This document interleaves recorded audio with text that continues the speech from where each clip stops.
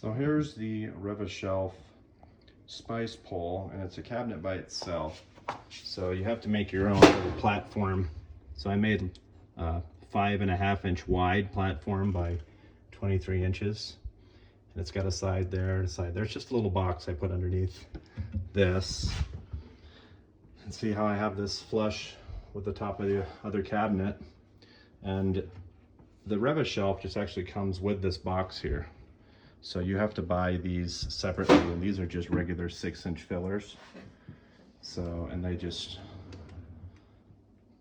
you know, they have little adjusters. You just put a screw here and a screw down there. And if you loosen that, you see, if you loosen it, you can adjust it to the left or the right. Same thing up here.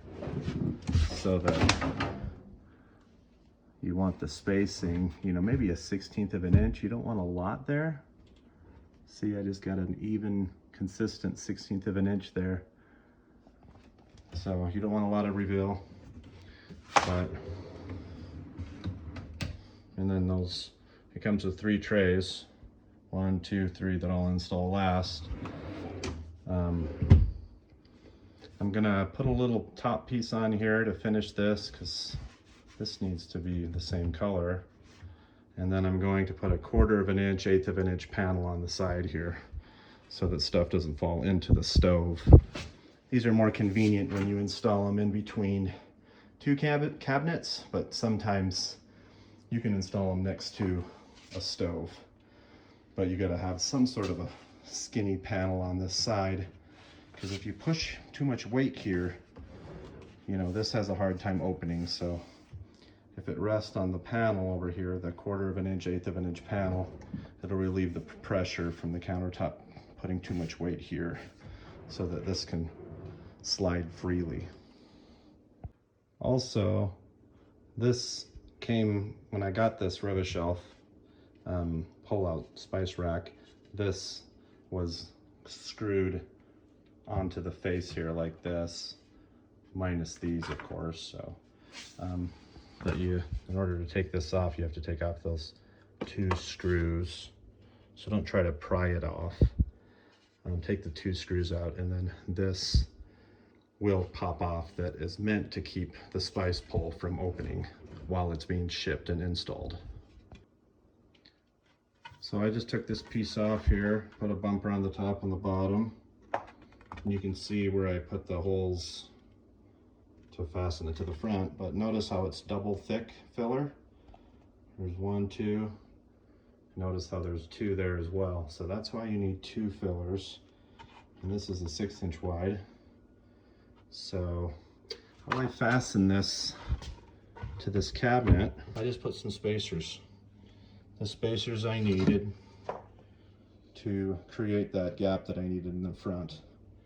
And notice I have spacers down here as well.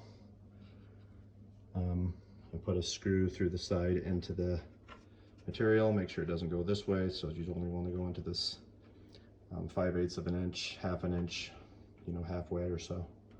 And that's how I fasten this to this cabinet and got the spacing that I need correct. So just add spacers in. Okay, so I just have this 1/4 of an inch panel that's going on the side. The stove's going right here. I don't want anything from the spice pull out falling in underneath the stove. So I'm gonna put that there to cover that. And I'm going to use 3/4 inch 18 gauge brad nails, and I'm just gonna tack along the top here and along the bottom. Make sure you don't tack the sides or you won't be able to pull out your spice rack. One other note, it doesn't hurt to have this sticking up maybe you know, 1/32 of an inch, 1/16 of an inch, so that the countertop doesn't rest here. Most of its weight will rest here on the corner and here, which is fine, but I want to try to keep the weight from resting here, too much weight. So it is a 1/4 of an inch panel. It's not going to do a ton of work, but it will do some, and it will do the job. So just have that sticking up a little bit to help out. So notice when installing these trays, so see how there's a slot there and there's just holes here. So when you lean these in, those tabs, make sure those tabs go straight inside these holes, and then it will just sit flat down over the top of those. Okay, the final step, pull this out. But I wanted to make a cap because when you cut the fillers, it's not finished on the top. So I just got a normal 3-inch filler, and I just shaved off maybe a heavy 1/16 of an inch. And I'm just going to glue that on the front there. Just glue it, maybe tack 2 little nails to hold it in place. And then you're pretty well done. If you enjoyed my video, please subscribe for more how-to videos. Really quick, once this is on, you want to make sure that this is below the top of your cabinet, or else the countertop will rub up against the top of this and it won't open.